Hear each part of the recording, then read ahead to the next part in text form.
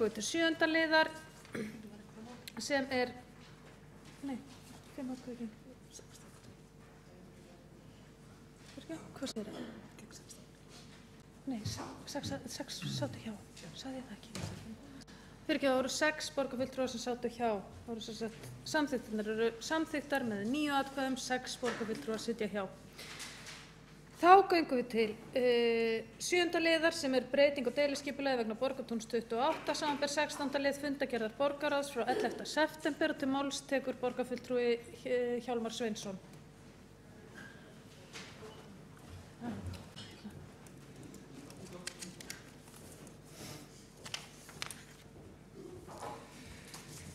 Forseti, ágæta borgarstjórn, er að ræða breytingu á deiliskipulagi við Borgartún 28a og það fór fram grenndarkynning á þessari breytingu frá 14. maí til 20. og 5. júní og ef að þessar breytingar eru teknar saman þá húsi sem að þar á að rísa og hefur átt að rísa frá því samkvæmt deiliskipulagi frá 2001.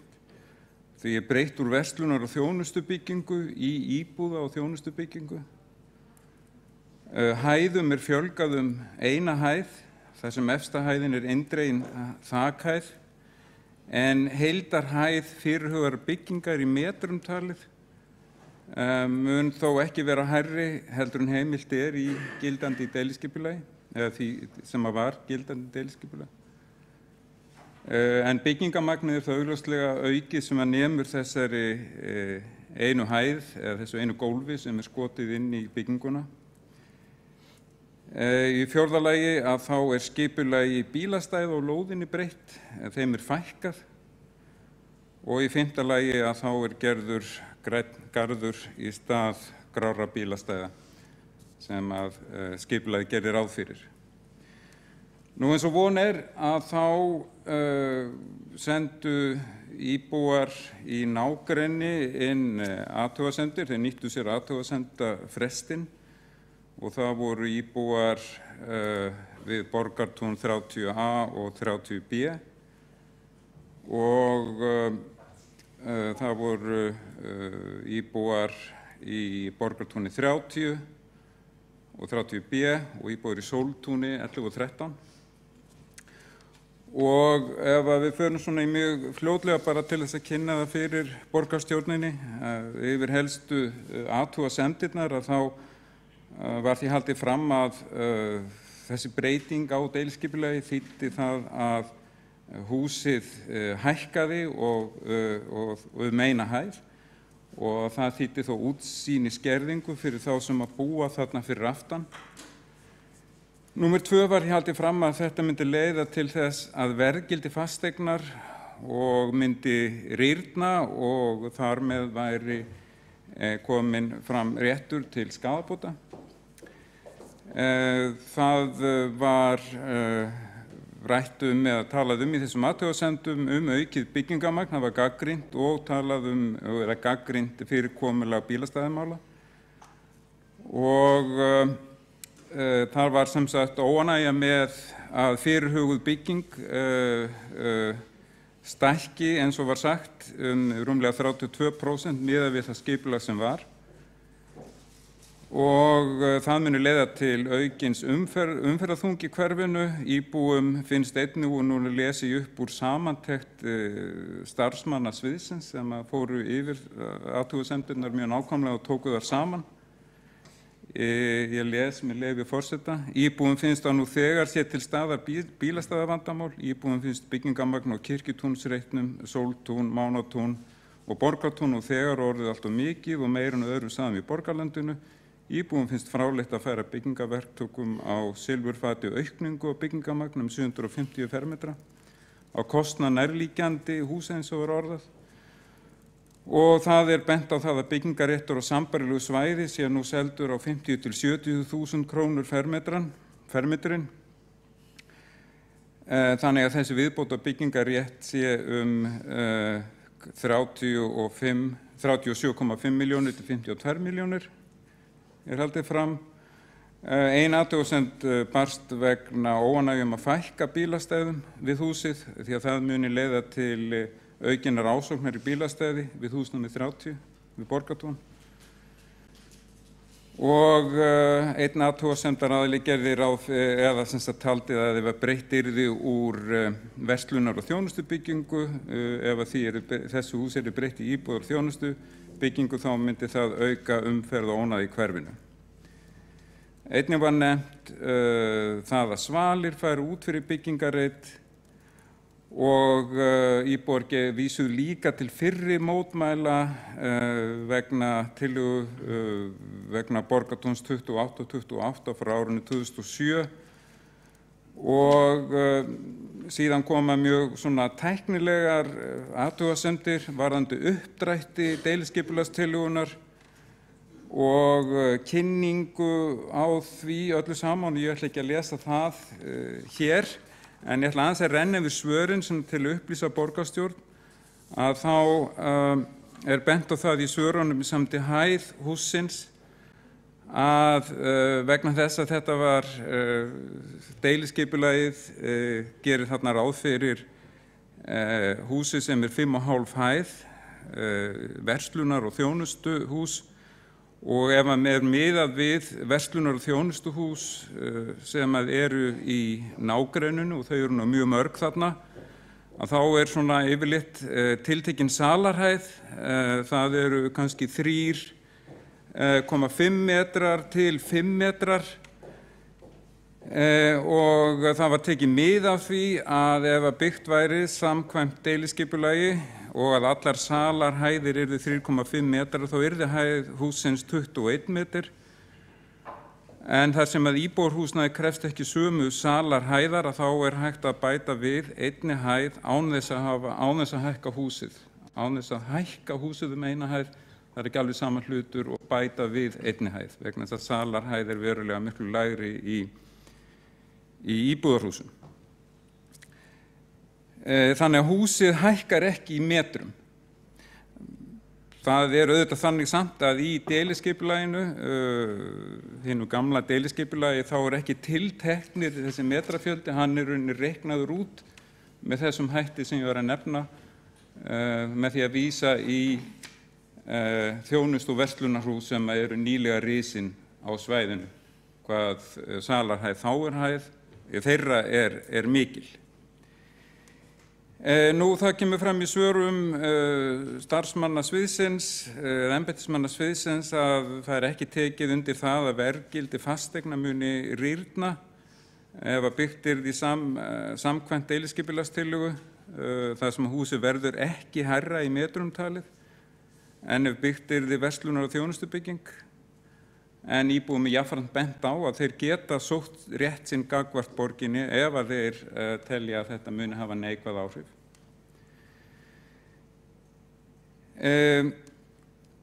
Það kemur líka fram í svörum að það ekki talið að með því að breyta verslunar- og þjónustubyggingu í íbúðar- og þjónustubyggingu muni umferðarþungi aukast, heldur þvert á móti að umferð muni minnka í hverfinu. Bent á að ef byggt væri samkvæmt skipulaginu sem að gildandi deiliskipulagi að þá megi búast við mun meiri umferðarþung á svæðinu enda hægt að búast við starfsemi sem að kallaði á mikla umferð bíla við daginn. En í þessu skipulagi sem að taka við að þá hefur bílastæðum fækkað úr 85 stæðum í 46 stæði. Það var gert ráð fyrir 43 stæðum ofanjarðar og 42 stæðum neðanjarðar, en þessi stað verða nú 20 stæði ofanjarðar og 23 neðanjarðar. Bílastæðum ofanjarðar fækkar samsagt 23 stæði og í stað þeirra verður grænt svæði, eins og kom fram áður, eða leiksvæði til vesturs sem við talum jákvætt fyrir nærliggjandi umhverfi.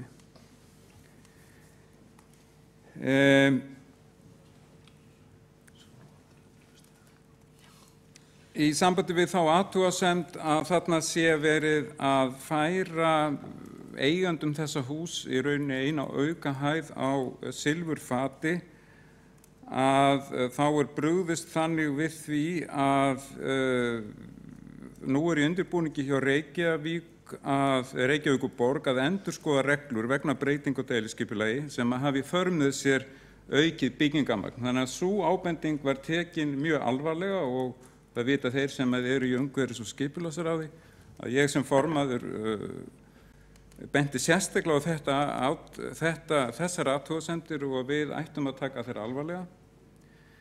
En þó skal því haldið til haga að með því að fjölga íbúðum eða með því að réttara sagt að fá þarna skjóta inn einni aukahæð sem eru þá 750 fermetrar, ég veit ekki alveg hversu margar íbúðir það eru.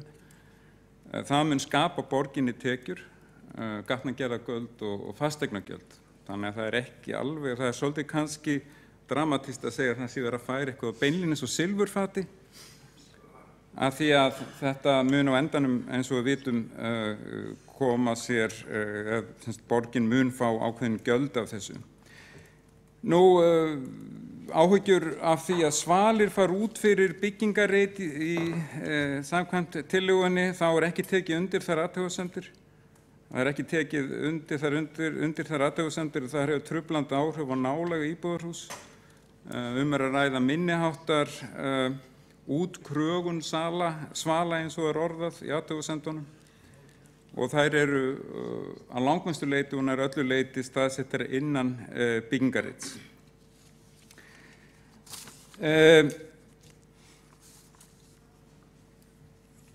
Nú, ég ætla ekki að fara út í þessi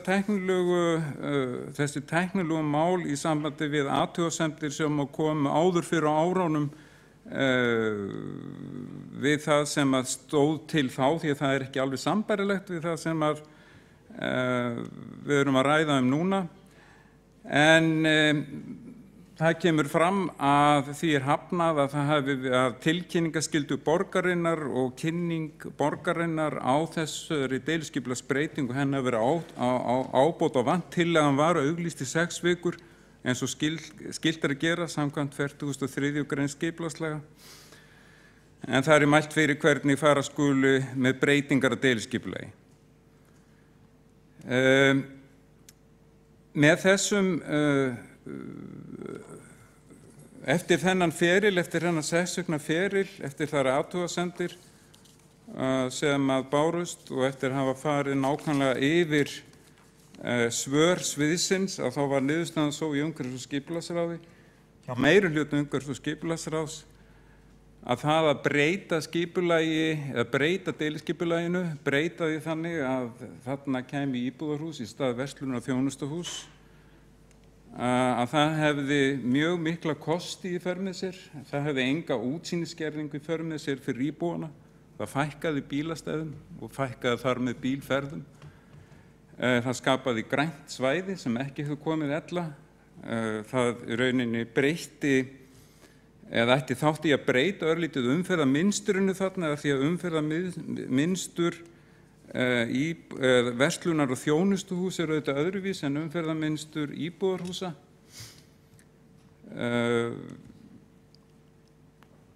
Þeir sem eða bílar sem tilheyra íbúðarhverfum eru mestanpart heima við, eða svo má segja bíla, á kvöldun og helgar og eru þá í stæðunum sem fyrir eru.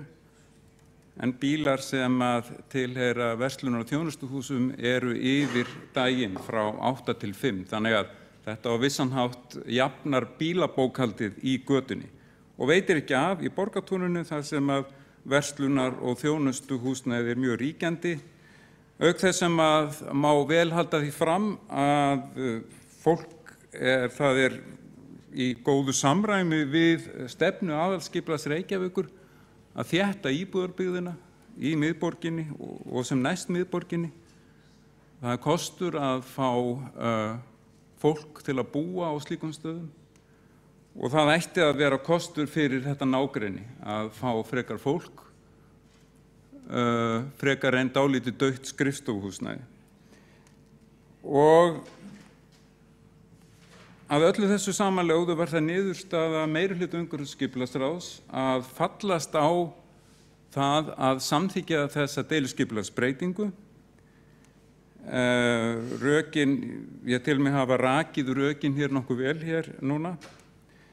Hins vegar var ágreiningur í endanlegri afgreiðslu sem að snerist það að fulltrúar Sjálfstæðisflokksins og Framsóknar og flugvallavina að þeir vildu hafa þann háttinn á að það yrði efnt til fundar með íbúum, samráðs- og upplýsingafundar, það kemur fram í bókun, áður en að þetta ráðið samþykkti þetta.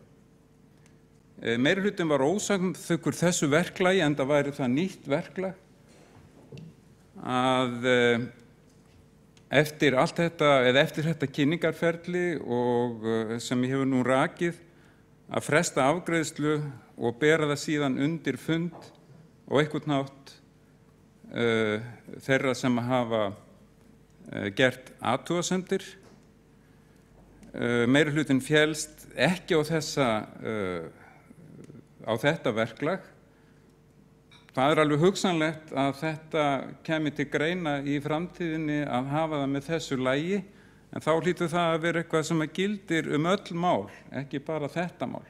Og það einhver ákvörðun sem það þarf að taka. Og ef við lítum á okkur sem umboðsmenn borgarbúa, eins og borgarfulltrúinn Júlíus Vífill Ingvarsson gat að við værum og alveg hárrétt, að þá hljótum við líka að hafa það í huga að hafa ákveðna stjórnfestu á þessu atriði.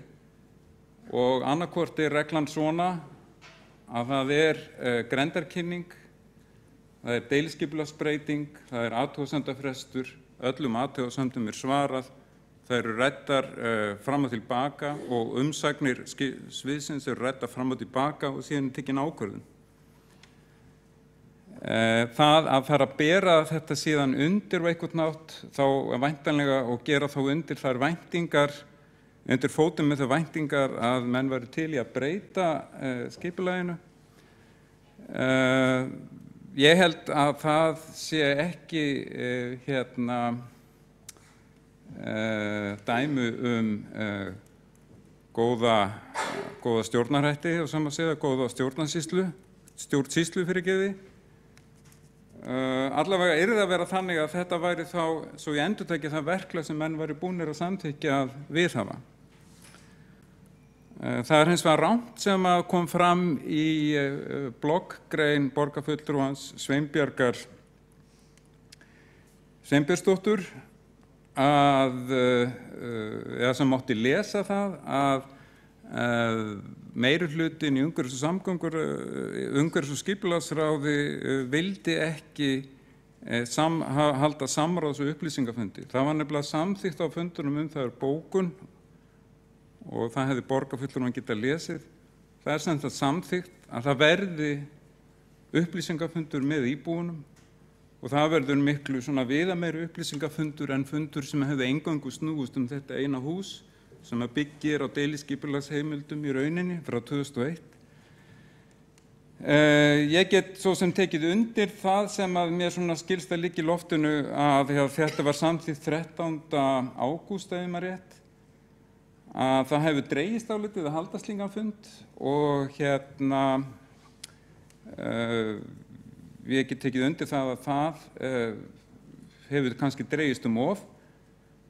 En það liggja fyrir drög að fundi sem haldinn fyrstu vikuna í október og hann þá þannig að formaður ráðsins færi fyrst yfir framtíðarsýn og þá þessa hverfis í heild sinni, það sem lýst þá til að ekki bara uppbyggingu við Borgartúnið heldur líka uppbyggingu og breytingum fyrirhuguðum í mjög nálægum hverfum eins og á Kirkjusandsreit, það sem miklar breytingar fyrirhugaðar og mikil uppbygging og því auða svæði. Pælingar það að halda áfram með gerð nýrra göng- og hjólastíga í austurátt eftir Sundlaugavegi og að gera þetta hverfi sem sagt þétt og vistvænt eins og kostur Samgöngustjóri mun fjalla þessar breytingar sem hafa orðið á Borgartúni og allir þekkja á götunni sjálfri, göturýminu og ræða á opinn hátt reynsluna sem hefur verið af því, það eru skiptar skoðanir. Það verður rætt örugglega og stendur til að ræða það í þessum drögum að framkvæmdir og viðhald á svæðinu og skipulagsfulltrúi mun í fjórða lagi ræða deiliskipulagsvinnu og undirbúningsvinnu vegna fyrirhugaðra breytinga og skipulagi við Borgartún af því að þangað vilja núna margir fara og það verið að sækja og eru hugmyndir uppi breytingar vestar í Borgartúninu og þar viljum við að borgin hafi ákveðið frumkvæði og leggja ákveðna línur svo að það sé hægt að draga upp ákveðna heildarmynd af heildarþróun svæðisins. Og auðvitað verða umræður, öllum verður frjálst að tjá skoðun sínar og koma með fyrirspurnir, þannig að fundurinn sem boðaður var í skipulagsráði 13. ágúst síðastliðinn, hann verður haldinn. Borgarfulltrúi Hjálmar Sveinsson hefur lokið máli sínu og borgarfulltrúi Sveinbjörg Birna Sveinbjörnsdóttir hefur óskað eftir að veita andsvar við ræðu borgarfulltrúans.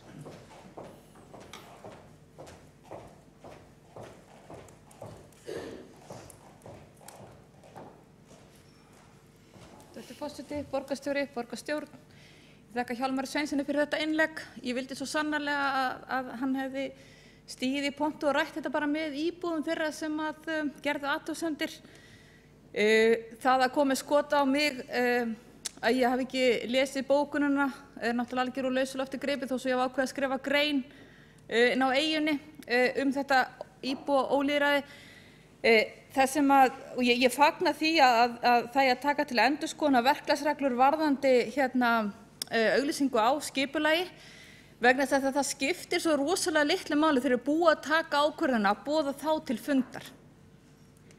Það sjá það allir, þannig að ég frábið mér svona umræðu. Takk fyrir. Borgarfulltrúi Sveinbjörg Birna Sveinbjörnsdóttir hefur lokið að veita andsvar, þá svarar andsvari borgarfulltrúi Hjálmar Sveinsson.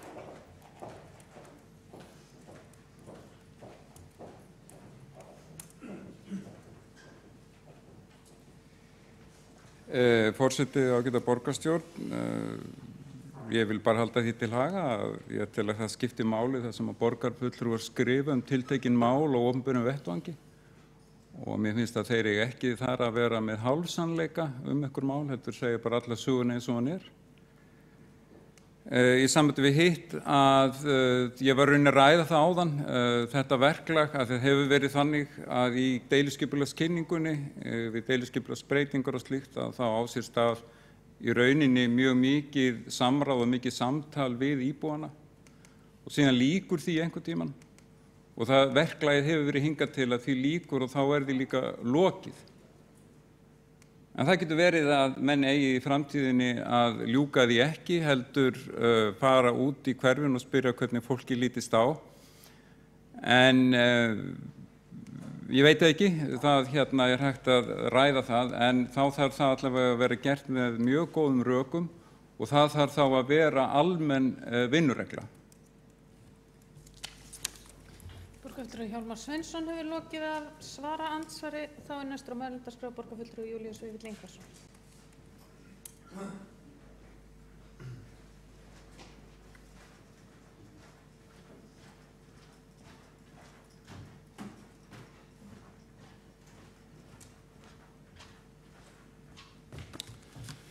Forseti, ágætu borgarfulltrúar, þá vitum við það að það ekki dæmi góða stjórnsýslu að tala við borgarbúa. Það einfaldlega stór hættulegt. Það ber að forðast og endilega að reyna að afgreiða mál, tefja fundi og afgreiða mál hið allra fyrst áður en borgarbúa komast að því borði. Af því að það ekki dæmi góða stjórnsýslu. Þetta voru orð borgarfulltrúans Hjálmar Sveinssonar. Þetta vond stjórnsýsla og ég ætla að benda borgarfulltrúanum á það, því hann virðist vera haldinn einhverri villu, að það hefur bara margoft verið fundum á borgarbúum. Þegar að máli voru á sama stað og þetta mál var í ferlinu til þess að fara yfir það með þeim sem athugasemdir gerðu og öðrum sem að vilja koma að því hvernig vinna má að málum í sátt. Það bara svo einfalt og það alveg rosalega skrítið að standa hér í dag og hlusta hér á fulltrúa meirihlutans koma upp og tala sína lýðræðisást, tala hér eins og ýmsir gerðu, meðal annars borgarstjóri og fulltrúi Pírata og einhverjir fleiri, mikilvægi þess að setja á stofn stjórnkerfis og lýðræðisráð. Það þarf að stíga gríðarlega stór skref í átt til lýðræðisástar og samráðs, bara ekki núna, bara sleppa því núna. Þegar kemur að því að taka eitt lítið hænuskref, þá hendar það ekki. Þó að mál hafi legið hér í meira en 4 vikur í kerfinu, án þess að það hafi haggast, án þess að það hafi verið afgreitt, þá er ekki ástæða til þess að funda með þeim sem athugasemdir gerðu, góðar athugasemdir, vel hugsaðar athugasemdir, ígrundaðar. Ber að taka auðvitað tillit til. Og það sem kannski merkilegt við þetta allt saman, sem að held að borgarfulltrúinn hefði átt að koma hér inn á, í þessari löngu ræðu sínu og upplestri, að það var ekki einu sinni tillaga það að skipulagið yrði endurskoðað. Það var lítil og einföld tillaga það að talað yrði við fólk. Og það var gert viljandi auðvitað. Það er vegna þess að við höfum reynslu af því að hér í meirihlutanum hefur verið til siðs, því miður, svona enn eitt dæmi lýðræðisástina, að komið fram tillögu frá minnihlutanum að þá er alveg útilokað að samþykkja þær. Það bara gengur ekki. Það verður auðvitað hundsaðir. Hér kom ein lítil tillaga fram sem borgarfulltrúinn Hjálmar Sveinsson þekki prýðilega og hún var felld. Hún var ekki bara felld í umhverfis- og skipulagsráði, hún var felld í borgarráði og svo var eitthvað svona grautað með það að þeir yrði fundað einhver tíma síðar. Hvaða gagn er að því? Og akkur var ekki fundað strax? Jú, borgarfulltrúinn sagði að það hefði eitthvað dregist og þá að halda fund 1. október. Af því þá eru örugglega búið að afgreiða þá tillögu sem að einhver átök er og þá geta maður farið að funda bara eitthvað, hitt og þetta. En alls ekki tala við það fólk sem hefur gert athugasemdir. Það bara stór hættur, það vond stjórnsýsla. Það er alveg hræðilegt að hlusta á menn sem koma hér upp og tala með þessum hætti. Og hvað sagði fólk, þetta sama fólk, þegar að var að mynda þennan meirihluta sem hér hefur verið myndaðir í Reykjavíkurborg?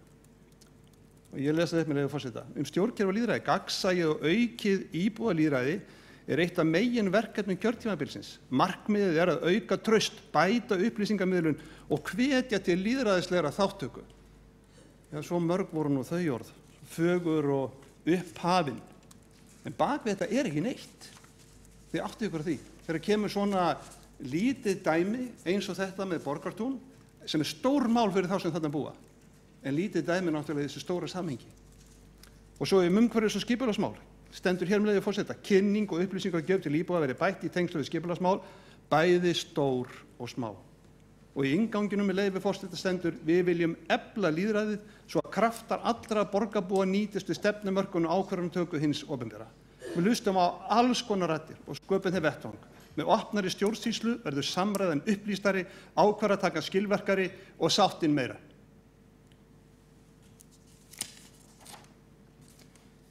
En svo er þetta auðvitað bara dæmi vonda stjórnsýslu þegar að hólminn er komið eins og við heyrðum hérna áðan og er eiginlega bara átakanlegt.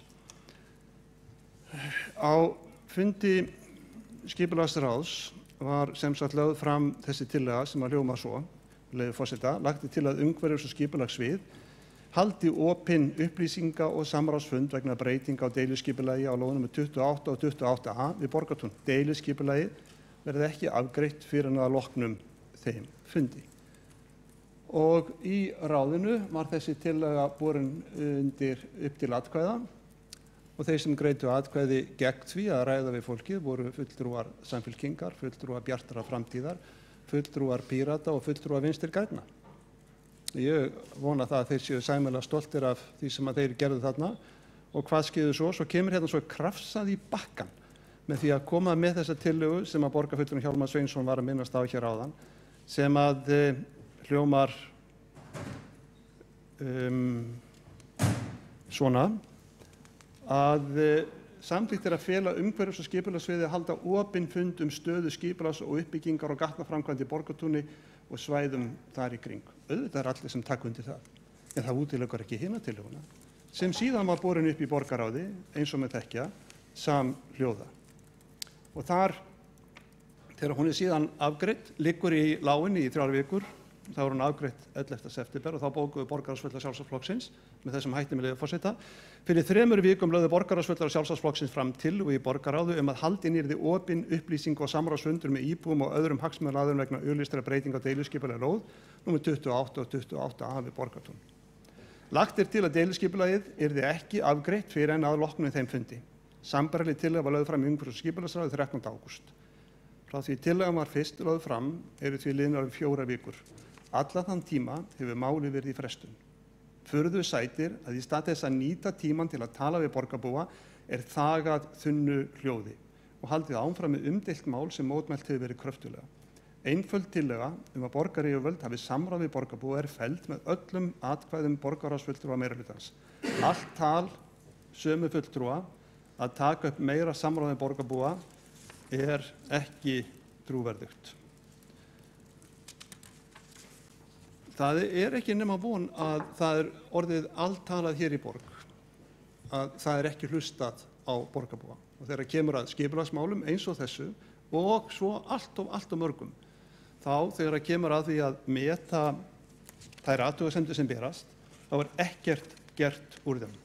Alveg eins og borgarfulltrúinn Hjálmar Sveinsson gerði hérna rétt áðan.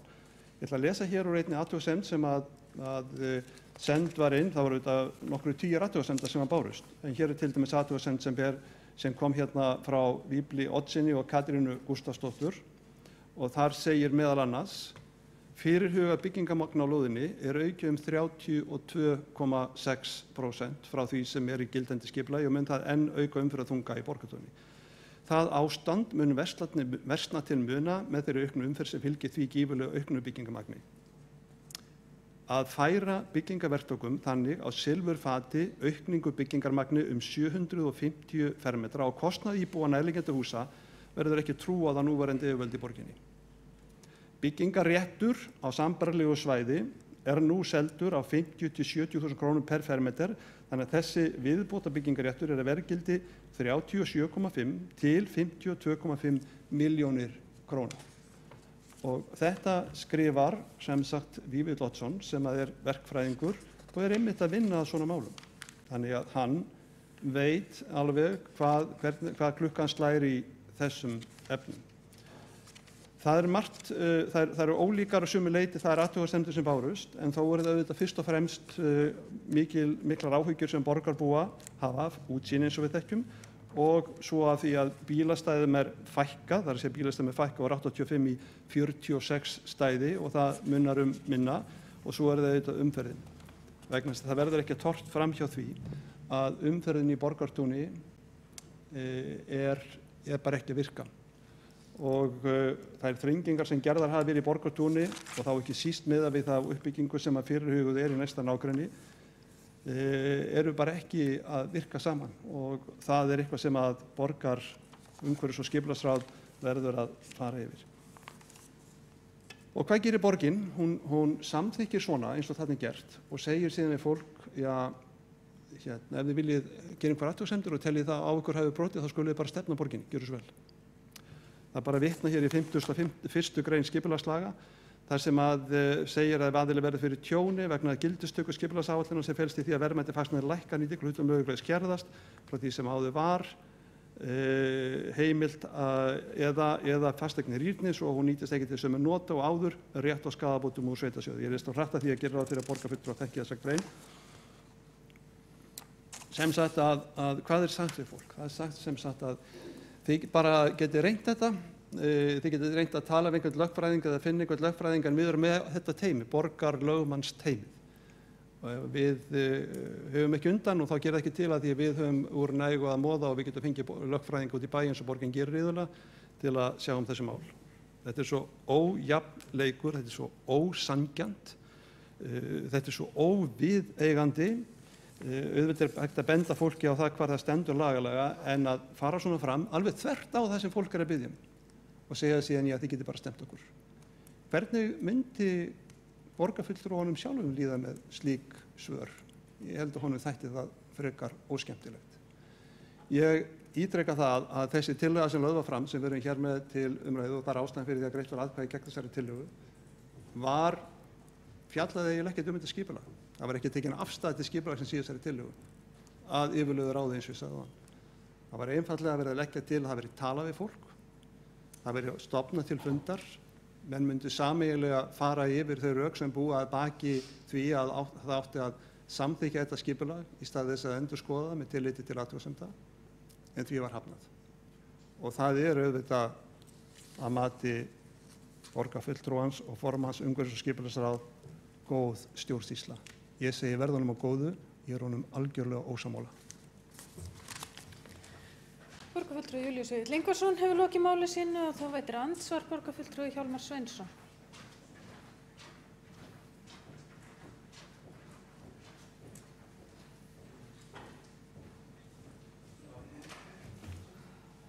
Forseti, ágæta borgarstjórn. Hér mikill móralskur þungi sem fylgir orðum borgarfulltrúans og ég ætla nú ekki að fara að rekja hér hvernig þetta hefur svona gengið til í borginni og hvernig þetta gengið til við byggingarheimildir nákvæmlega með þessa götu. Því að það nú eitt svona frægasta dæmið mjög stórtæka breytingar á ótrúlega stuttum tíma. Aðalatriðið það heyrist mér að í samdi við þetta skipulag og það ekki ný sannindi, að þá erum við og borgarfulltrúinn Júlíus Vífill Ingvarsson ósammála megindrætti í skipulagsmálum borgarinnar.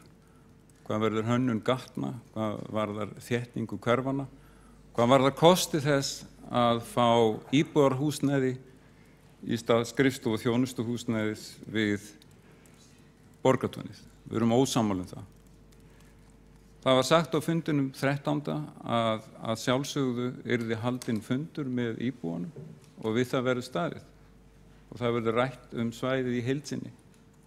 Það hefur líka mjög mikið að gera með hagsmuni íbúana, hvernig þetta svæði mun þróast í framtíðinni. Þannig að ég held að það verði í rauninni miklu viðameiri fundur og hann muni hafa miklu meira upplýsingagildi heldur en sá fundur sem að sjálfstæðismenn og fulltrúar Framsóknar og flugvallarvina lögðu til.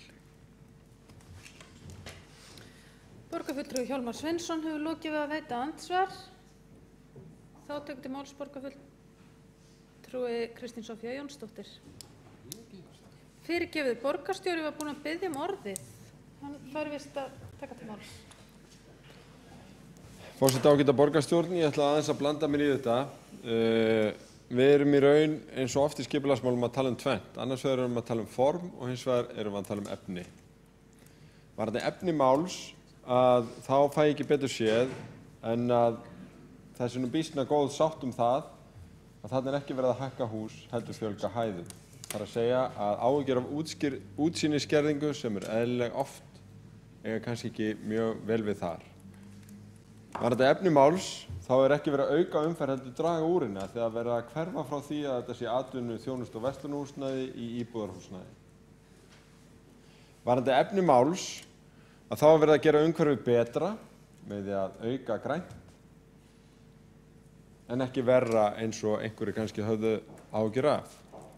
Ég held að í grundvallaratriðum þá útskýri þetta efni máls hvers vegna var sérstaklega tekið fram af ágæta borgarfulltrúa Júlíusi Vífill Ingvarssyni að beiðnin fund á lokastigi í samþykktarferli skipulagsins hafi kannski getið snúist það að það myndi leiða til breyting á skipulaginu. Vegna þess að ég held að allir sem hafi sest vel yfir málið sjá að það eru býsna gild rök bæði út frá umhverfi, umferð og útsýni að samþykkja þær breytingar á skipulaginu sem umhverfis- og skipulagsráð og borgarráð voru að staðfesta og við erum að staðfesta hér í dag. En við skulum ræða formið vegna þess að það alveg rétt að eitt af því sem skiptir verulegu máli varðandi traust til yfirvalda, varðandi traust til skipulagsmála og þess hvernig við vinnum hvernig við höldum á samráðsferli og umfjöllun í svona málum. Og það má treysta því að sá meirihluti sem að núna er við völd hér í borginni mun verða við öllum málefnilegum beiðnum fundi mál, stór og jafnvel smá, sem koma fram þegar eðlilegt er að setja fram slíkar óskir sem í upphafi þess ferils þegar verið að skoða þau, en ekki endilega í lokin þegar flestir eru sammála að unnið hafi verið úr athugasemdum og svo framvegis, að þá eru minni rök en áður til þess að halda slíka fundi, ekki satt.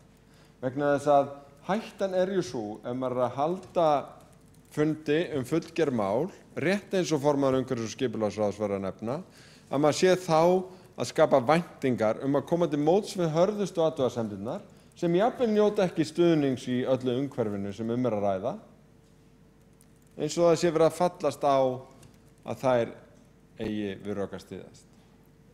Þá skoðun má auðvitað deila, en ég held að ef við ætlum að hafa eitthvað skynsamlegt verklag á þessu, þá eigum við að sammælast það á hvaða tímapunkti skynsamlegt að halda opna kynningafundi. Og að við getum rætt það, þannig að það sé ekki kategórist bara beðið opna fundi allt, smátt og stórt, í hvaða málum þess er þörf. Því að markmiðið með samráði að upplýsa mál. Fá fram öll rökin.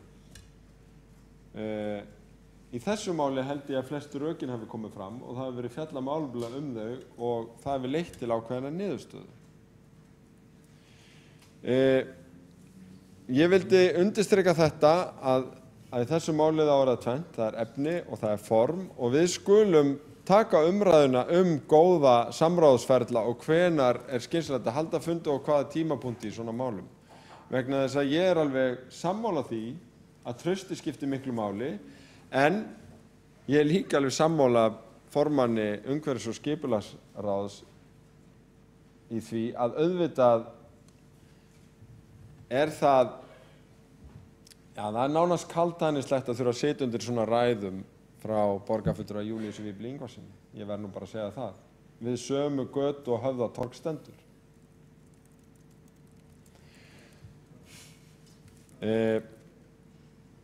En núna erum við í upphafi kjörtímabils. Við skulum sameinast það hvað gott verklag í þessu. Ég legg til að það verði bara ítarlega rætt inn í umhverfis- og skipulagsráði, því að þar upphaf ferlið þessara mála, gjarnan. Við skulum líka ræða hvernig við notum netið til þess að gera þetta skiljanlegt og aðgengilegt fyrir alla. Við skulum ræða það hvenær það á við að vera með opna fundi, hvernig slíkum fundum hagað, á hvaða tímunir eru, þannig að fólk geti komið, eða hvort að bjóða upp á opnar kynningar í anddyri borgartúnsins, kannski ekki eitthvað eitt mál, heldur bara að fólk geti komið einu sinni í viku og kynnt sér einhver þeirra mála sem í auglýsingu. Ég held við þurfum aðeins að hugsa nýja fleti á þessu til þess að eiga gott og uppbyggilegt samráð í stórum og smáum málum eins og hér var nefnt. Og það verður sannlega mikið efni til þess, því að það eru mörg spennandi skipulagsmál í farvatninu og í pípunum á grundvelli nýja aðalskipulagsins. Það var hv. borgarstjóri lokið máli sínu og þá hefur borgarfulltrúi Guðfinna Jóhanna Guðmundsdóttir óskað eftir að veita andsvar við ræðu borgarstjóra.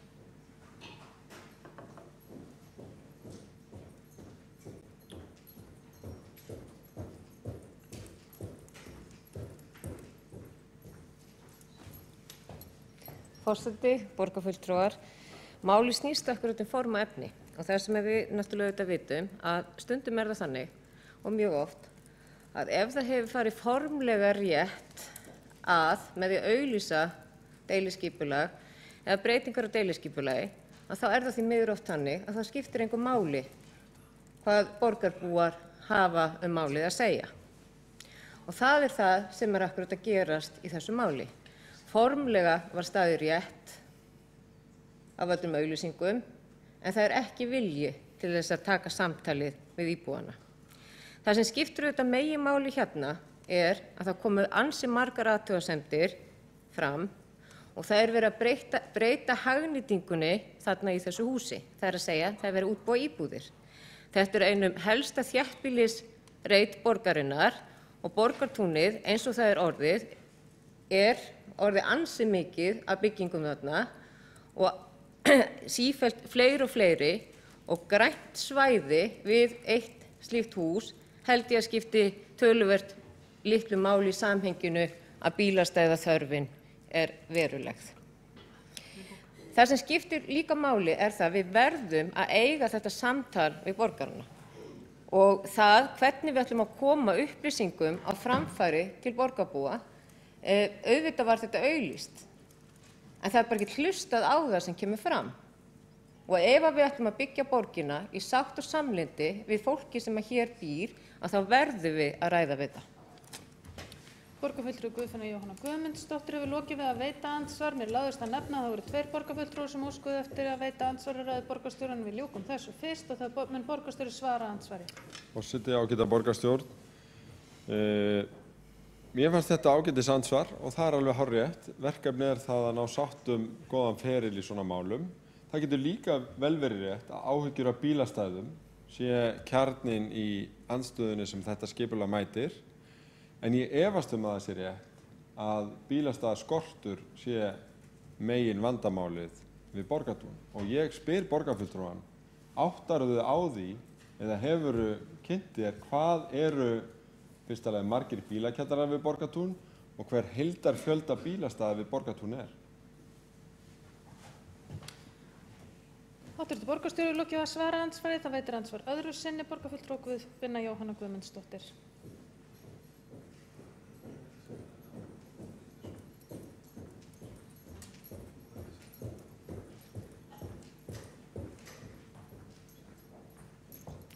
Forseti, borgarfulltrúar, já, borgarstjóri, ég hef ágætlega kynnt með Borgartúni. Það vill svo skemmtilega til að ég bý í þarnæstu götu við Borgartúni. Og þar af leiðandi þarf ég ansi oft að keyra þarna en ég reyni að komast hjá því vegna þess að miðað við hvernig framkvæmdirnar tókust við það að breyta Borgartúninu, þá til dæmis lýsingin afleidd, það er varla hægt að komast inn í húsin sem að beygja frá götunni til þess að komast inn eða tilbaka aftur út í Borgartúni þess að það þarf að leggja bílnum þvert yfir hjólastígana og gangstéttirnar til þess að eiga möguleika að komast aftur inn í Borgartúni.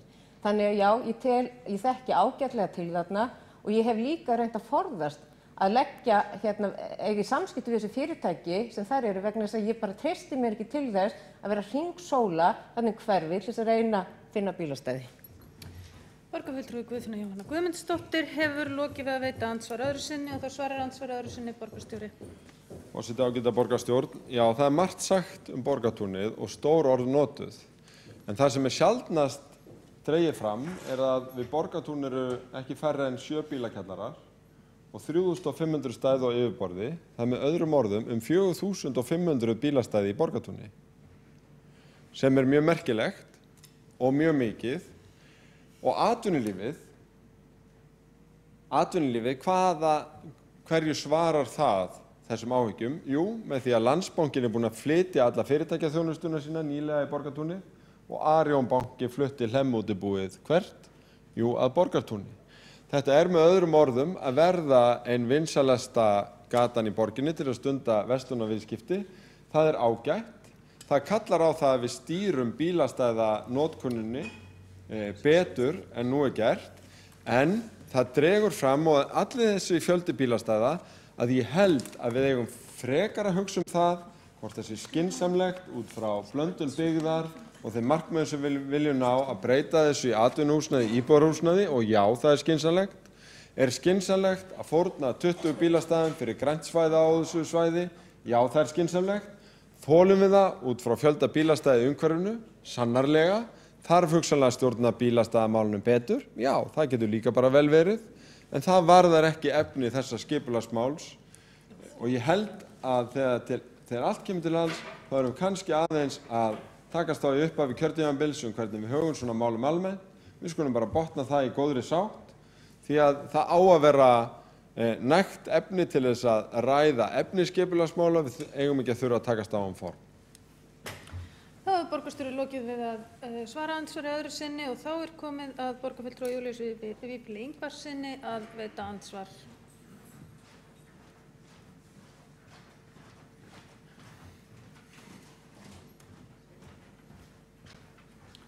Forseti, ágætu borgarfulltrúar. Já, nú fyrst tekur nú steinin úr. Fyrst kemur hér formaður umhverfis- og skipulagsráðs og segir að það sé bara vond stjórnsýsla að tala við fólk. Og svo kemur borgarstjóri hér upp og segir, nei, það er ekkert að tala við fólk vegna þess að við sköpum væntingar hjá því fólki sem við förum að tala við. Það gæti bara haldið að þetta fara að taka mark á því. Guð minn góður, hvað gerist nú þá? Ég bara verða að viðurkenna það. Ég held að þessi borgarfulltrúar ættu aðeins að svona stíga til hliðar, hlusta á eigin orð, því að ég hef ekki nokkur að trúa því að þeir virkilega meini það sem þeir eru að segja hér. Eru að reyna að verja það sem að var illa gert, sem var auðvitað það að funda ekki með þeim sem að þarna búa.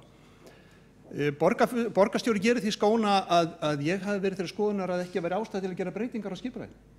Ég er bara algjörlega opinn fyrir því. Ég er bara algjörlega opinn fyrir því með því að tala við borgarbúa, sjá hvort það sé ekki einhverja leiðir. Og það er aldeilis alrangt að þetta skipulag hafi engin áhrif.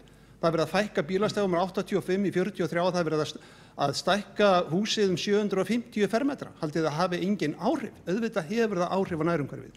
Það er bara einfaldlega svo að ég hef mesta trú á þeim sem búa næst þeim skipulagsáætlunum sem verið að fjalla á hverjum tíma og við hlusta á þá. Þeir þekkja sitt nærumhverfi betur heldur en formaður umhverfis- og skipulagsráðs, betur heldur en ég og betur heldur en borgarstjóri. Og við höfum að taka mark á því sem að þau eru að segja.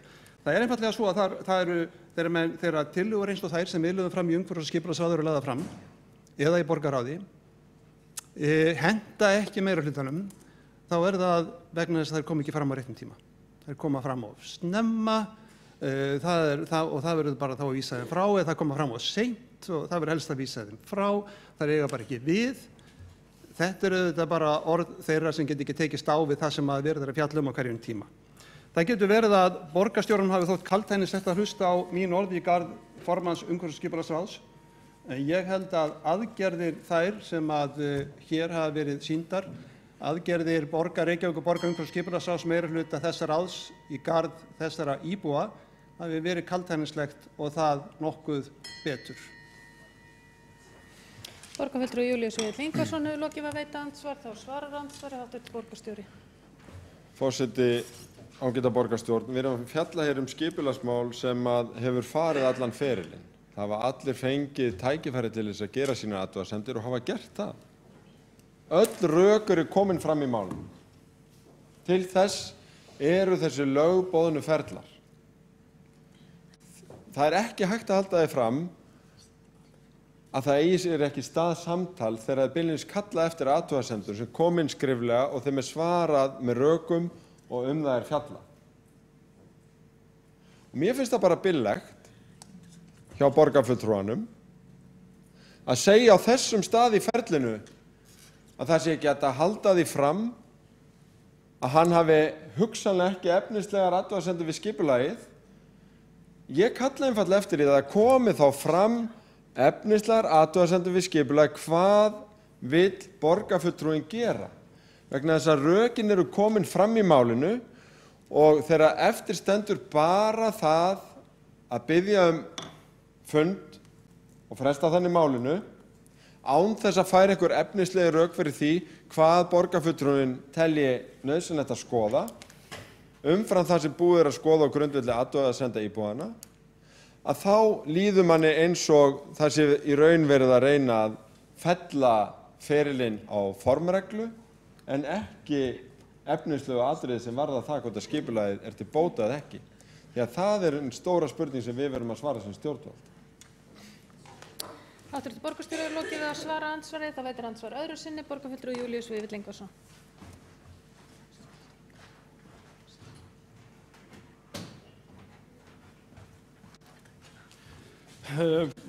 Forseti, ágæta borgarfulltrúa, já, þetta getur nefnilega málið snúist. Það er það að fólk gerir athugasemdir við auglýsta deiliskipulagstillögu og svo bara því miður allt of oft, eins og akkurat í þessu tilfelli, að þá er farið yfir þær athugasemdir sem berast og það er sagt, nei, hún á ekki við, nei, hún á ekki við, nei, hún á ekki við, við ætlum ekki að hlusta á þetta.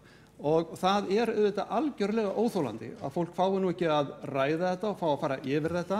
Það ætti að vera hinn nútímalegu vinnubrögð í skipulagsmálum og það verður oft verið gert og það ætti að hafa verið gert í þessu máli og ég segi þetta enn og aftur, ég er ennþá, og það er ennþá tilefni til þess fyrir borgarfulltrúa meirihlutans að taka málið upp og senda það til fundar með þeim sem athugasemdir gerðu og ég er ennþá tilbúin til þess að endurskoða þetta deiliskipulag og fara yfir það og finna nýja leiðir til sátta. Nema hvað er eiginlega að?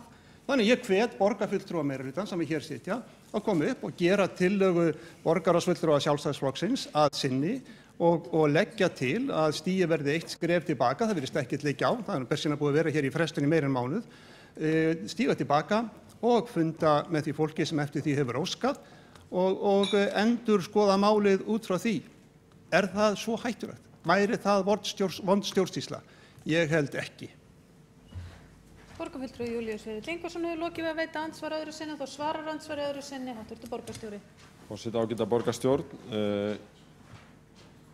Ef þetta var í blak, þá var fyrra andsvar mitt svokölluð uppgjöf og borgarfulltrúinn hefði getað smassað hér bara á mitt gólf borgarstjórnar með að nefna þau efnislegu atriði í skipulaginu sem hann héldi að væri skynsamlegt að taka til endurskoðunar. Hann gerði það ekki. Hann sagði bara hugsanlega og kannski væri einhver rök sem ekki hefði komið fram í málinu sem að myndi leiða til þess að menn myndi skipta um skoðun. Þannig að ég held að bara því miður þá standi það eftir í þessu máli að hér var verið að nota svona aðlaðandi formtillögu að halda fund án þess að hafa efnisleg rök fyrir því og þá er hættan sú að við séum að halda hér fundi mjög seint í ferlinu þar sem að rök eru komin fram og ég er einfaldlega að segja, eigum við ekki frekar að taka samtalið um það að þegar við á, þá höldum við fundi fyrr og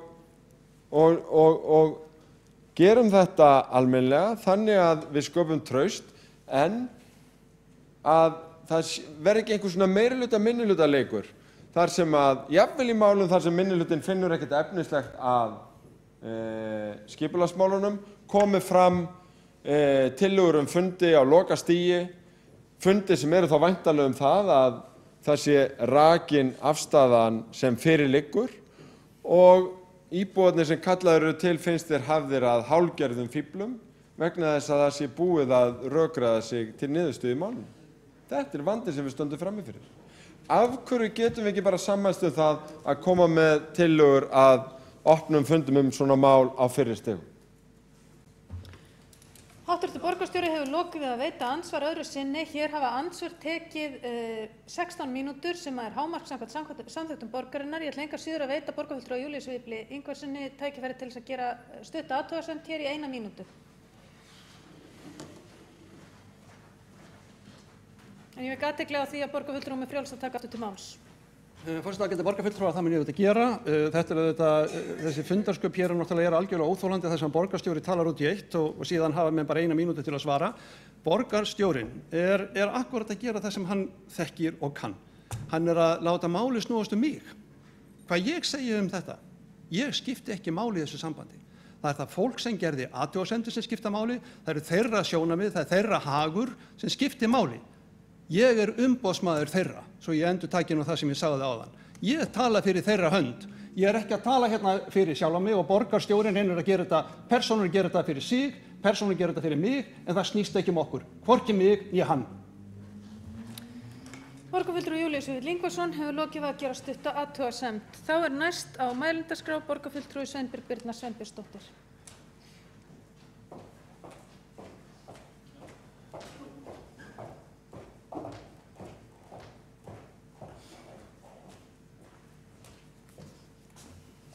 Hæstvirtur forseti, borgarstjóri, borgarfulltrúar. Það er búin að vera miklar umræður hérna efni og form þessara ákvarðanatöku og ég tek undir með borgarfulltrúa Júlíusi Vífli en það að ég er hvorki hér til þess að taka afstöðu persónulega í þessu máli eða þá að taka afstöðu með einhverjum einstökum samt sem að athugasemdum sem komu fram í athugasemdum frá þessum sem að skilið inn. En ég ætla aftur að taka kannski smá upp umræðina þar sem að borgarfulltrúi Hjálmar Sveinsson sleppti henni varðandi það að hann fór mjög vel í upphafi ræðunnar yfir þau atriði sem sagt þau mótsvör sem umhverfis- og skipulagssvið var með við þessa tillögu. Og án þess að vera að mynda mér einhverja skoðun, þá hugsa ég einmitt, og það er ástæðan fyrir því að ég ákvað að gera bókun í Borgaravarða, þetta er það sem fólki vill fá að heyra. Þetta er því við eigum ekki að vera hrædd við að taka umræðuna við borgarbúa í umhverfis- og skipulagsmálum. Ég get aftur á móti alveg tekið undir það með hv. borgarstjóra og ég er sammála því að það þarf að endurskoða þessi verkferli. En það breytir því ekki að það er svo hjákátlega, þeir eru nýbúið að samþykkja þennan samstarfssáttmála meirihlutans, það sem er verið að hamra á íbúalýðræði til þess að auka traust og búa til vettvang til þess að hlusta á raddir allra, að það hafi ekki einmitt verið tækifæri í þessu máli til þess að bara koma og segja, heyrðu, já, við ætlum að einmitt í samræmi við nýja samstarfssáttmála, þá ætlum við að breyta út af. En ég skil líka sjónarmiðin að við verum að loka málunum einhvern tímann. Ég ætla ekki að hafa þetta lengra. Ég var að vonast eftir því að meirihlutinn myndi sjá veg og vanda sinni því að breyta núna að því að hafa nýkomið fram með þennan samstarfssáttmála. Og þetta er allt út hérna hjá mér. Og ég ætla að áskilja mér að gera bókun, herra forseti, sem ég ætla að fá að lesa hérna upp og sendi síðan á ritara. Framsókn og flugvallavinur harma að meirihluti borgarstjórnar staðfesti ákvörðun meirihluta umhverfis- og skipulagsráðs að virða vettugi fjölmargar athugasemdir sem bárust vegna breytinga á deiliskipulagi á Borgartúni 28 og 28A og vilja ekki halda upplýsinga og samráðsfund vegna breytinganna á deiliskipulagi áður en deiliskipulag er afgreitt. Ég biðst afsökunar, ég er að lesa hérna ranga bókun. Má ég byrja aftur? Það var ekki alveg að gera sig hérna. Framsókn hlutan harma að meirihluti borgarstjórnar virða vettugir fjölmargar athugasemdir sem bárust vegna breytinga á deiliskipulagi á Borgartúni 20 og 28A og vilja ekki halda upplýsinga og samráðsfund vegna breytinganna á deiliskipulaginu áður en deiliskipulag er afgreitt, heldur eftir að ákvörðun liggur fyrir sem gerir slíkan fund fullkomlega ómarktækan fyrir afgreiðslu þessa afmarkaða máls. Slík vinnubrögð gangi berhögg við faglega orðaðar yfirlýsingar í samstarfssáttmála meirihlutans að hann hlusti á alls konar raddir og skapi þeim vettvang með það að markmið að stjórnsýslan verði opnari, samræðan upplýstari, ákvarðanataka skilvirkari og sáttin meiri. Takk fyrir. Borgarfulltrúi Sveinbjörg Birna Sveinbjörnsdóttir hefur lokið máli sínu og þá tekur næst til máls borgarfulltrúi Kristín Soffía Jónsdóttir.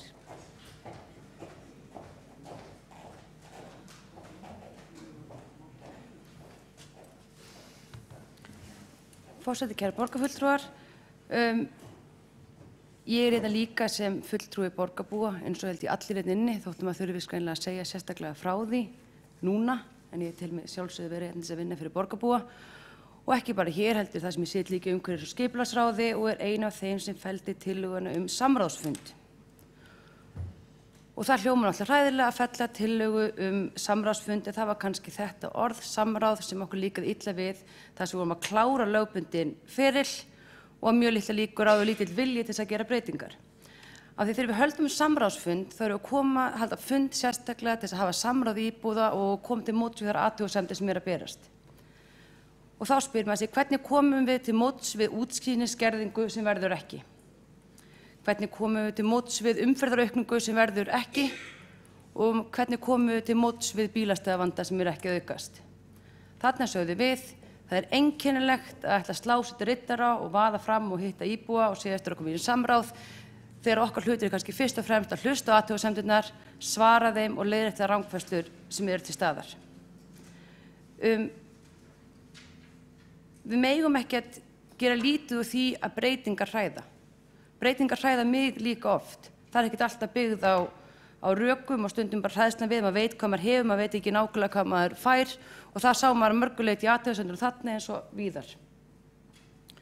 Við vorum að fylgja löglegum ferli sem hefur verið gagnrýndur. Gagnrýndur oft af því að auglýsingin getur farið í lögbirtingablaðið og þetta er unnið eftir í mörgum árum að farið fram hjá íbúum. Í þetta skipti það var sendt bréf í öll hús og vakið sérstök athygli á þessu. Við erum hérna vænd það að þú ekki að tala við borgarbúa. Við samþykktum þessi meirihluti að okkur uppleggi 9. júní að auka alla kynningu á deiliskipulagsbreytingum og öllum nýjum deiliskipulum og breytingum á deiliskipulum í þéttri byggð. Þannig að farið sig í aukna auglýsingu til þess að vekja frekar athygli, til þess að halda oftar fundi með borgarbúum og til þess að fá fram frekar athugasemdir. Af því að það er búið að gerast alltaf oft að skipulagsbreytingar fara fram hjá íbúum og það er slæmt. Og því miður hugsaði að þetta breyti þessu fyrir mörgum árum og þetta er komið núna. Þannig að það að segja við sem hrætt að tala um borgarbúa og viljum ekki fara fundi, það er bara ekki rétt. Það er allan ekki í takti við þessa breytingu því þá ætti að vera mjög ánægð með það að skipulagsbreytingar geti farið fram í skjóli nætur þar sem enginn tekur eftir þeim, en það hefur alls ekki verið það sem við viljum. Við viljum heyra þessar athugasemdir. En við berum líka ábyrgð á að draga úr hræðslu, við berum ábyrgð á að leiðrétta misskilning og við verðum líka að bera virðingu fyrir því að stundum erum við með upplýsingar sem eru tæknilega séð flóknar og erfitt að útskýra. Og það verður líka að taka ábyrgðina þar. Þess vegna sögðum við höldum upplýsingafund. Af hverju vildu upplýsingafundin ekki samráðsfund? Að það var engin vilji til þess að breyta skipulaginu út úr þeim athugasemdum sem bárust, af því að athugasemdum var byggðar á hræðslu og misskilningi. Þannig við ætlum ekki að segja við uppbyggingaraðila, við ætlum að brjóta lögformlega ferilinn. Við fengum öll skýrslu umboðsmanns borgarbúa sem sýndi á hvort umhverfis skipulagssvið gerir það allt of oft til þess að koma í veg við athugasemdir sem við teljum ekki á rökum reistar, fari í eitthvað sem að við höfum kallað sýndarsamráð og hefur eitthvað sem við teljum slæmt, heldur við viljum frekar fara, klára þetta af því við höfum trú á þessu skipulagi og við erum ekki haldið fram að það verði enga breytingar á þessu skipulagi, þessi skipulagsbreytingu fylgir enga breytingu fyrir umhverfið, við erum bara að segja að það verði jákvæðar. Við teljum að það verði jákvæðar, við höfum trú á þessum breytingum og þess vegna viljum það fái framgang. Og ég vona líka bara að við sinnum öll þeirri ábyrgð að við sem vinnum fyrir borgarbúa, vinnum líka við það að draga úr hræðslu, ekki auka á hana og auðvitað eigum við öll að vera að taka samtal við borgarbúa og við gerum það. Takk.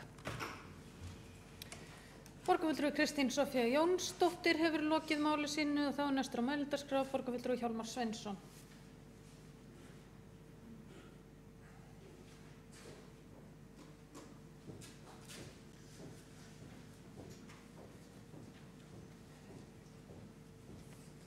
Já, forseti ágæta borgarstjórn. Ég held nú sko að þrátt fyrir allt að þá sé þetta gagnleg umræða og þrátt fyrir svona uppleggið og einhvers konar leið sem menn velja til að tala þessi mál. Þú veist, maður getur haft svona skoðanir á því, en það skiptir ekki máli.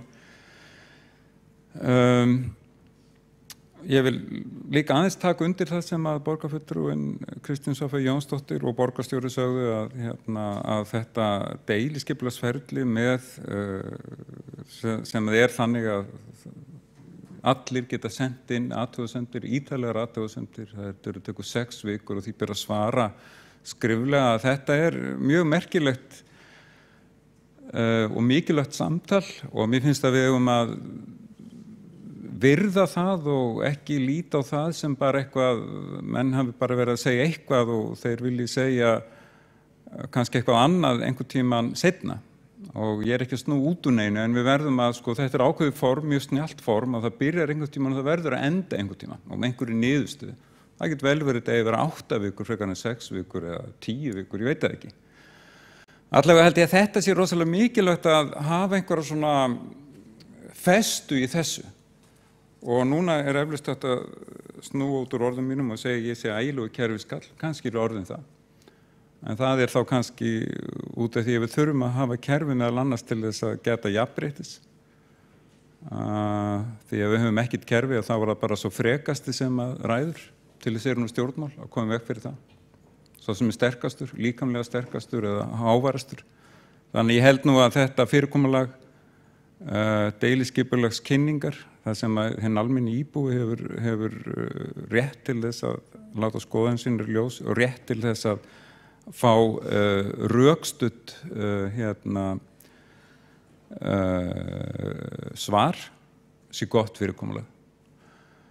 Og ég vil líka út af þeim orðum sem kom fram áðan að þá vil ég líka minna á það að það hefur komið fyrir til dæmis á síðustu 4 árum að þá var niðurstaða í umsögnum sviðsins með ákveðnum hætti en rökræður í borgarráði eða umhverfis- og skipulagsráði fóru þannig að það var ekki fallist á niðurstöður embættismanna. Það getur líka verið mjög fínt og það ekkert óeðlilegt að eigi sér stað einhver svona núningur þar á milli eins og ég gat fyrr í þessum borgarstjórnarfundi.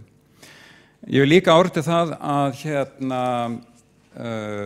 sem að kom fram og ég vil taka undir held ég kannski sem að svona kannski svona rauður þráður að þetta einhver svona verklag sem að þarf stöðugrar endurskoðunar við og stöðugra endurbóta og þetta alveg sérstaklega viðkvæmt í þeirri stefnu sem hefur verið mörkuð að byggja inn í grónum hverfum. Ábyrgð okkar mjög mikil og að einhverju leyti þetta byrjað að því að það hópur sem að farin að staða á vegum umhverfis- og skipulagsráðs sem á að bæta verklag við upplýsingagjöf, við kynningarmál og líka verklag þegar kemur að byggingu húsa í grónum hverfum. Að það sé gert þannig að það valdi sem allra minnstu ónæði fyrir nágrennið.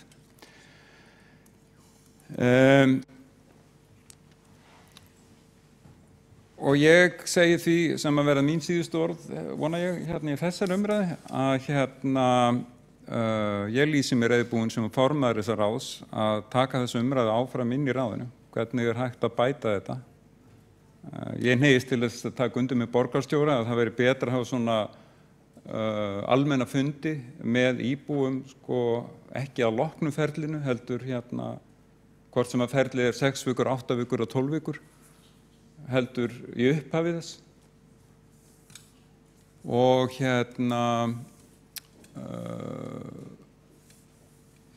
að því að það mikilvægt fyrir okkur öll að geta tekið upplýstar ákvarðanir og haft upplýstar skoðanir á málefnum borgarinnar og sérstaklega þegar það snertur okkar daglegu hagsmuni.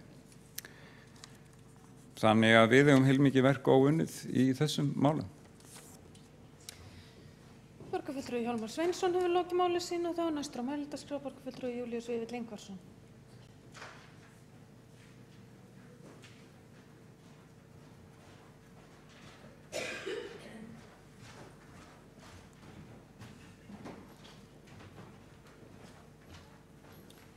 Forseti, borgarstjórn. Ég ætla nú að fara svona að stytta þessa umræðu ef að það ég sem orðið til þess að hún hefur lengst. En vil þó svona í framhaldi af því sem að borgarfulltrúin Kristín Soffía Jónsdóttir sagði hér áðan það að verið væri að kalla eftir samráði of seint að hennar mati, þá vil ég benda henni á sem hún auðvitað veit að tillagan var ekki bara samráðsfund, heldur upplýsinga og samráðsfund. Ef að það skoðun hennar og þá annarra sem með henni í meira hlutanum að það þurfi bara að upplýsa fólk það að þetta sé miklu betra svona, þá getur hún varla verið mjög hættulegt að hitta fólkið og greina frá því að þetta sé allt saman miklu, miklu betra. Fólk bara ósammála því og það algjörlega rangt að tala það að fólk sé haldið hræðslu og misskilningi eins og kom fram hjá borgarfulltrúanum. Það bara rangt. Það þarf ekki annað en að bara lesa það sem að fólk skrifar þarna og skrifar í svo mörgum tilfellum þegar verið að auglýsa deiliskipulagðar tillögur. Sem því miður eru ofta skjön við skoðanir þess fólk sem að næst þessum skipulagsáætlunum býr. Að það engin misskilningur á ferðinni, bara ekki nokkur. Og ég get ekki lesa út úr þessum athugasemdum sem þarna að það sé nokkur hræðsla á ferðinni. Það bara það að það fólk sem þarna býr ósammála borgaryfirvöldum. Ég ætla að lesa hérna þessa bókun borgarfulltrúa Sjálfstæðisflokksins með leyfi forseta sem við munum leggja fram undir þessum lið. Fyrir nálægt 5 vikum lögðu borgarráðsfulltrúar Sjálfstæðisflokksins fram tillögu, fulltrúar Sjálfstæðisflokksins fram tillögu umhverfis- og skipulagsráði að haldin yrði opinn upplýsinga- og samráðsfundur með íbúum og öðrum hagsmunaaðilum vegna auglýstra breytinga á deiliskipulagi á lóð nr. 28 og 28a við Borgartún. Lagt var til að deiliskipulagið yrði ekki afgreitt fyrir að loknum þeim fundi. Tillaga fulltrúa Sjálfstæðisflokksins í ráðinu var felld af þeim sem sitja í ráðinu fyrir hönd meirihluta flokkanna í borgarstjórn. Deiliskipulag var því næst lagt fram í borgarráði. Borgarráðsfulltrúar Sjálfstæðisflokksins lögðu aftur fram tillögu samráð við borgarbúa. Deiliskipulagstillagan var síðan í frestun í borgarráði 3 vikur án þess að nokkuð væri unnið í málinu frekar en var svo felld 11. september. Furðu sætir að í stað þess að nýta tímann til að tala við borgarbúa er þagað þunnu hljóði og haldið áfram með umdeilt mál sem mótmælt hefur verið kröftulega. Einföld tillaga að borgaryfirvöld hafi samráð við borgarbúa er felld með öllum atkvæðum borgarráðsfulltrúa meirihlutans. Allt tal sömu fulltrúa að taka upp meira samráð við borgarbúa er ekki trúverðugt. Og það liggur þá væntanlega fyrir núna úr því að þessi umræða er svona að lokum komin að borgarfulltrúar meirihluta flokkanna 4 munu ekki leggja fram tillögu þess efnis að það sé allt í lagi að bíða augnablik og ræða við þá sem athugasemdir gerðu. Því miður þá virðist það ekki vera niðurstaðan og ég lýsi náttúrulega vonbrigðum með það. Vilji menn af einlægni ræða og fara yfir nýja verkferla þar sem unnið er meira í samráði við borgarbúa við gerð skipulagsáætlana, þá lýsi ég mig tilbúin til þess að taka þátt í þeirri vinnu. En þessi hérna kafli, hann er ekki til að auka trúverðugleika eða sæmd manna. Borgarfulltrúi Júlíus Víðir Ingvarsson hefur lokið máli sínu og þá hefur borgarfulltrúi Kristín Soffía Jónsdóttir óskað eftir að veita andsvar við ræðu borgarfulltrúans. Og borgarfulltrúar meirihlutans áskilja sér rétt til gagnbókunar. Ég vildi bara spyrja borgarfulltrúa Júlíus Víðir. Hann sagði að það hefði verið gerðar athugasemdir sem voru hreinlega efnislegar og bentu á bara breytingar sem yrðu vegna deiliskipulagsins sem var ekki byggður á hræðslu eða misskilningi, heldur væru raunverulegar breytingar og það mætti finna í athugasemdum. Ég vildi bara vita hvaða efnislegu breytingar þetta eru sem þú ert að tala þarna.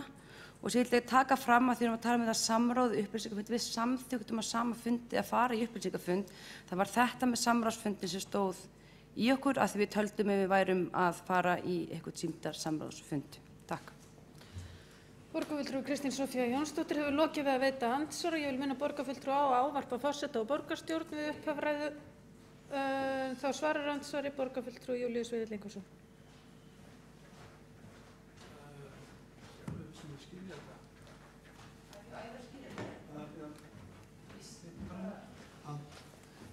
Forseti, ágætu borgarfulltrúar. Þakka borgarfulltrúanum fyrir að koma hér upp og svona ræða þetta eins frekar.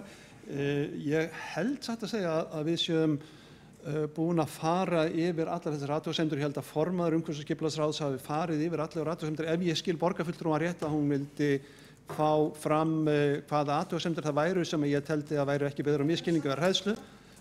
Og ég held að formaðurinn hafi farið hér mjög skilmerkilega yfir þær athugasemdir sem bárust og ég gerði það reynda líka að nokkru leyti og dró fram þær athugasemdir sem voru hvað helstar og endurteknar í þeim athugasemdir sem bárust og ég held, ef ég hef ekki misskilið borgarfulltrúan, að þá held ég að sé ekki beint ástæða til þess að endurtaka það. Borgarfulltrúi Júlíus Víðir Ingvarsson hefur lokið við að svara andsvari. Það veitir andsvar öðru sinni borgarfulltrúi Kristín Soffía Jónsdóttir.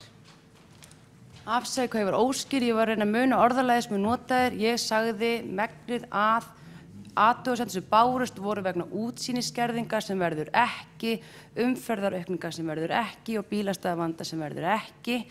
Ég vildi meina að þetta verði byggt á misskilningi og hræðslu. Þú sagði að það verði alls ekki satt. Ef maður læsi athugasemdirna þá kæmi fram skýrar athugasemdir sem þyrfti bara að ræða betur við íbúa. Og ég spyr, hvaða skýru athugasemdir telur þú að séu þannig að við hefðum átt að fara í samráð og gera hugsanlega breytingar á skipulaginu? Það er að segja, hvaða efnislegu þætti skipulagsins telur þú að þurfti að breyta til þess að koma til móts við þessar athugasemdir sem þú varst að vísa til rétt áðan þegar þú í ræðu þinni vísaðir til minna ræðu? Ég vona þetta sé skýrt. forseti, borgarfulltrúar, afsakið.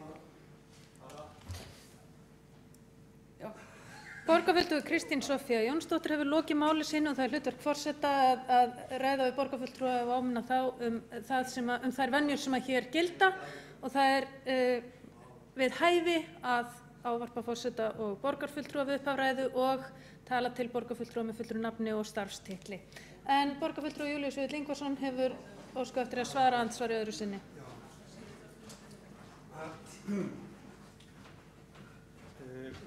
Forseti ágæta borgarstjórn. Nei, ég hef nú sennilega þá bara ekkert misskilið borgarfulltrúan. Ég bara taldi að væri búið að ræða þetta nægilega mikið og fara nógu mikið yfir þetta.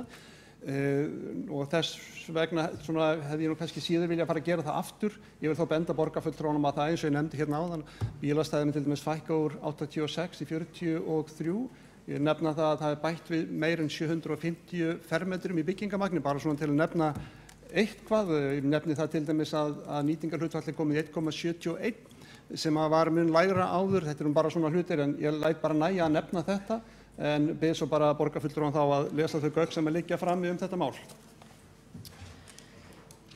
Borgarfulltrúi Júlíus Vífill Ingvarsson hefur lokið við að svara andsvari öðru sinni. Þá hafa ekki fleiri kvart sér hljóðs og er umræðu lokið. Okkur ber þá að ganga til atkvæða þennan lið sem sé 16. lið fundargerðar borgarráðs frá 11. september. Þeir sem að samþykkja liðin gefi merki. Þeir sem að móti kunna vera. Breytingarnar eru samþykktar með 9 atkvæðum gegn 6. Þá göngum við til